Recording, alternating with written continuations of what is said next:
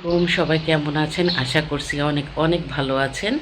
আলহামদুলিল্লাহ আমরা ভালো মন্দ নিয়ে আসি। তো সকালবেলা ঘুম থেকে উঠে এখনও নাস্তা বানাই নাই। নিধির বাবা, নেহা, নিধি সবাই ঘুমাচ্ছে। কালকে আমরা বাসায় এসে না আর ব্লগ করতে পারিনি, মানে ভিডিও করতে পারিনি। আমরা সবাই এত ক্লান্ত ছিলাম, কারণ সেই সকালবেলা আমি ঘুম থেকে উঠে তাড়াহুড়া করে রান্না করে তারপরে ওদেরকে নিয়ে সবাই মিলে আমরা চলে গেলাম, সেটা তো আপনারা দেখলেনই। তারপরে রাস্তার ভিতরে না কালকে দুবার বৃষ্টি হয়েছে, আর বৃষ্টির ভিতরে পরে আবার বাইরে অনেকক্ষণ দাঁড়ানো, মানে 5-4 ঘন্টা পরীক্ষা। অনেকে আগে শুনতাম ভার্সিটিতে উঠলে নাকি পড়ালেখা কম, এখন দেখি আরও সেই স্কুলের থেকে আরও বেশি। দেখেন কেউ 4 ঘন্টা পরীক্ষা দেয়, 4 ঘন্টা পরীক্ষা। মেয়েরা তো একদম কাহিল হয়ে গেছে, অনেক মেয়েকে দেখি একদম ক্লান্ত হয়ে বের হইতেছিল, আর কয়েকটা মেয়ে তো একদম কাদা কাদা ভাব, এরকম আর কি, চোখে পানি। তো আসলে মানে এটা একদম আমার ভালো লাগলো না। জানি না স্কুলে এরকম 4 ঘন্টা পরীক্ষা হয় না, ভার্সিটিতে এরকম 4 ঘন্টা পরীক্ষা। তো যাই হোক, কিছু করার নাই, পড়ালেখা করতে হলে তো এতটুকু স্যাক্রিফাইস করতেই হবে, তাই না? তো এই জন্য আমিও গেলাম। প্রথম দিন কেমন পরিবেশ সেটা একটু দেখে আসলাম। এখন দেখি সামনে পরীক্ষায় নিধির বাবা যাবে না আমি যাব, চিন্তা ভাবনা করে দেখি। নিধির বাবা না আমাকে যাইতে না করে, কারণ আমি একটু অসুস্থ থাকি না, এর জন্য কালকেও ও আমাকে নিতে চায় না। ও বলছিল না তোমার যাওয়া লাগবে না, তুমি থাকো। কিন্তু আমি একটু খাট্টামি করে গেলাম। তো যাই হোক, আমি তো মা একটু দেখে আসলাম, আমার মনে একটু শান্তি হলো। মানে কোথায় কিভাবে, আর দেখলাম মানে এত ভিড়, মানে অনেক ভিড় হয়েছে। সেটা আপনাদের সাথে তো ভিডিও দেখাইছি, কিন্তু পুরাটা দেখায়নি। অনেক অনেক মানে ভিড় হয়েছে। তো আমাদের না ভুল ধারণা যে ভার্সিটিতে উঠলে অনেক মেয়েরা পড়া বন্ধ করে দেয়। আসলে এখন না অনেক উন্নতি হয়েছে, আগের মতো না। তো এটা দেখে খুব ভালো লাগলো। তো যাই হোক, আপনাদের দোয়ায়, আল্লাহ রহমতে আগে আল্লাহ, তারপর আপনাদের দোয়ায় চেষ্টা করতেছি 2টা মেয়েকে পড়াশোনা করানোর জন্য। তো আল্লাহ যদি সহায় হয় তো চেষ্টা চালায় যাব, যতক্ষণ আল্লাহ আর কি ধৈর্য দেয়, যতক্ষণ আল্লাহ সামর্থ্য দেয়। তো সবাই আমাদের জন্য দোয়া করবেন, আর নিধির বাবার জন্য, আমাদের জন্য, সবার জন্য, আমার এই ছোট্ট পরিবারের জন্য দোয়া করবেন। তো চলেন আমার সাথে আমি কি রান্না করতেছি সেটা আপনাদের সাথে শেয়ার করি। আসলে আজকে দুপুরে ভাবলাম যে মুরগি রান্না করি। রান্নাঘরের অবস্থা দেখছেন কি অবস্থা? রান্নাঘর কিন্তু এখনও পরিষ্কার করা হয় নাই। এখানে মেথি দিয়ে মুরগি ভুনা করতেছি, মানে ভুনা না, একটু ঝোল ঝোল টাইপেরই করতেছি, কারণ আমার বাচ্চারা না ভুনাটা বেশি একটা পছন্দ করে না। এই জন্য দেখা যায় কি ওদের জন্য ভুনা রান্না করতে পারি না। একটু আলু দিয়ে তারপর একটু হালকা হালকা ঝোল দিয়ে রান্না করব, ওরা ঝোলটা একটু পছন্দ করে। আর আমি মা হিসাবে আমার বাচ্চারা যেটা পছন্দ করে আমি তো সেটাই করবো, তাই না? তো যাই হোক, অনেক কথা বলে ফেললাম, এখন রান্না করি।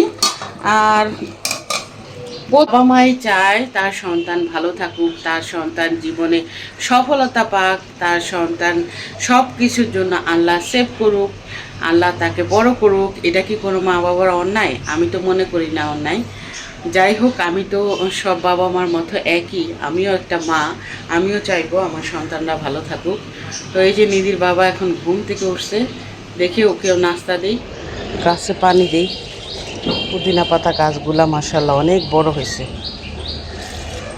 এই যে দেখেন পুরো একদম ভরে গেছে। আর এই যে নিচে হাঁড়ি পাতিলের দোকান আসছে, হাঁড়ি পাতিল দেখলে না কিনতে মন চায়। এই যে হরেক রকমের প্লাস্টিকের মাল, এগুলা হাঁড়ি পাতিল দেখলে কিন্তু একদম মনে হয় কি সব কিনে ফেলি। যে দেখেন কত সুন্দর সুন্দর হাঁড়ি পাতিল আসছে। আমার ঘরে এত হাঁড়ি পাতিল, আমি কিন্তু এগুলো নামাই না। স্টোর রুমে আমার অনেক হাঁড়ি পাতিল আছে, তো এর জন্য আমি আর কিনবো না, কারণ আমার ওগুলো নামাইলে আমি ঘরে জায়গা দিতে পারি না।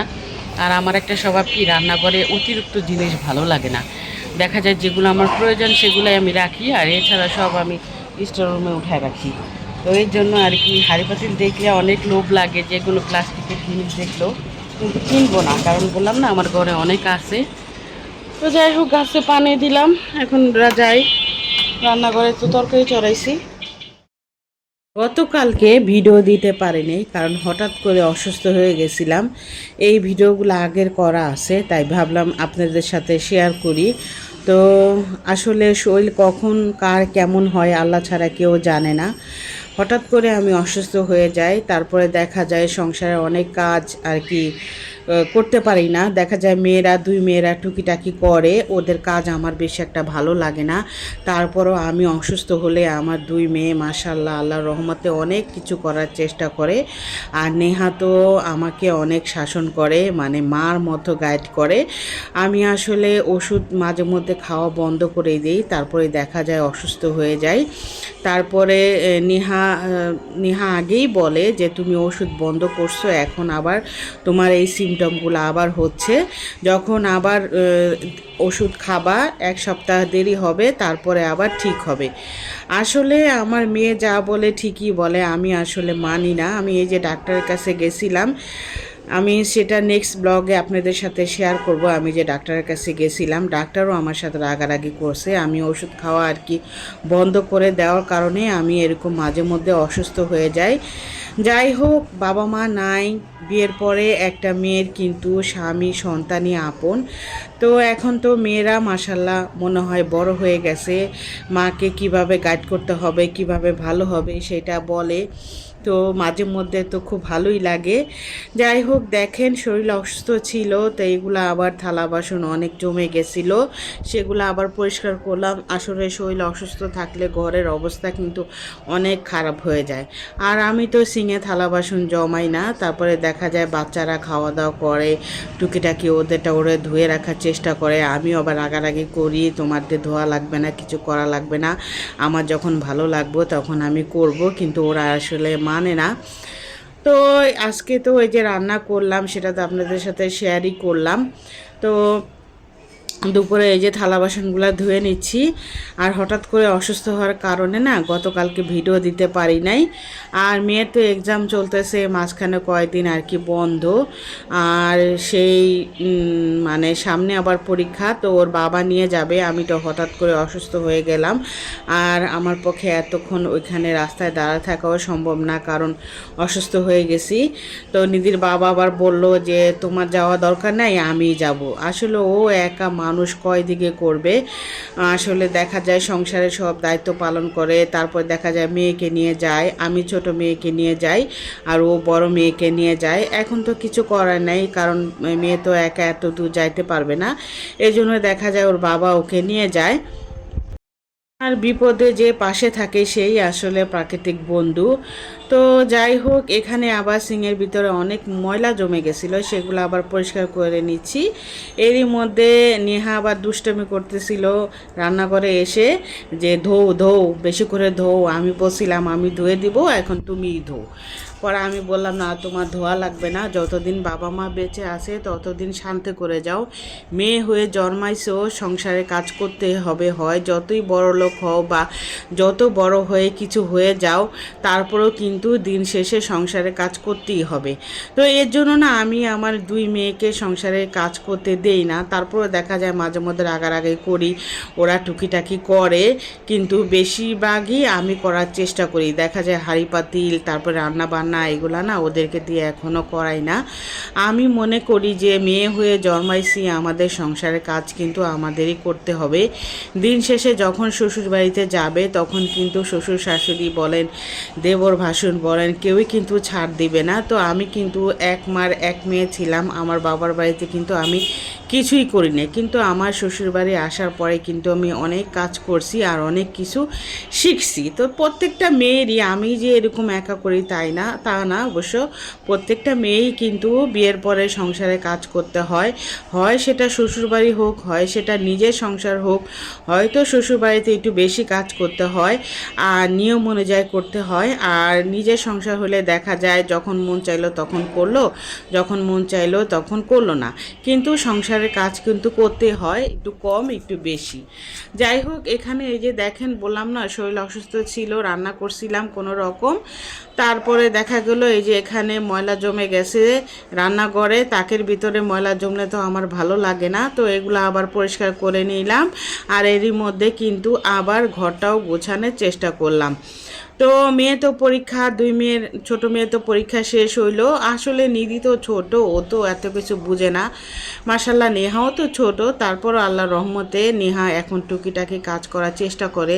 বললাম না, আমি কিন্তু কাজ করতে দেই না। আমি বলছি যে তোমাদের কোনো কাজ করার দরকার নাই, তোমরা পড়াশোনা মন দিয়ে করো, আর মেয়ে হয়ে জন্মাইছো, কাজ তো তোমাদের করতেই হবে।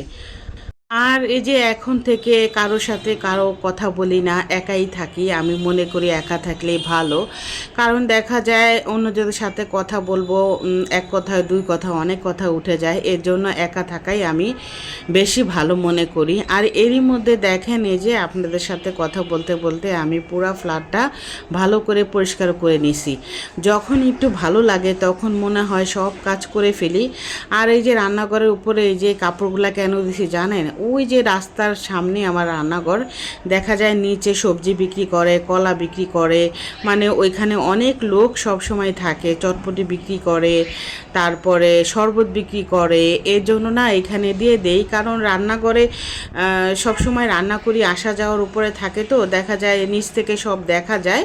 এর জন্য ভাবলাম যে এখানে এই কাপড়গুলো সবসময় দিয়েই রাখবো।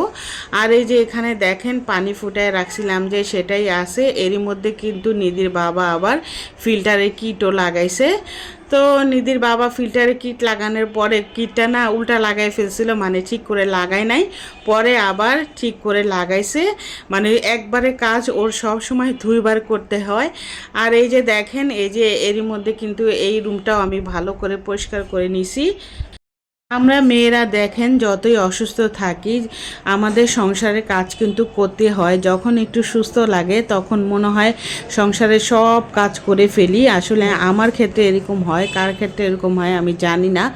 আর আমার সংসারে কাজ করতে কিন্তু ভালোই লাগে। যখন শরীর ভালো লাগে তখন কিন্তু আমি সংসারে সব কাজ করি।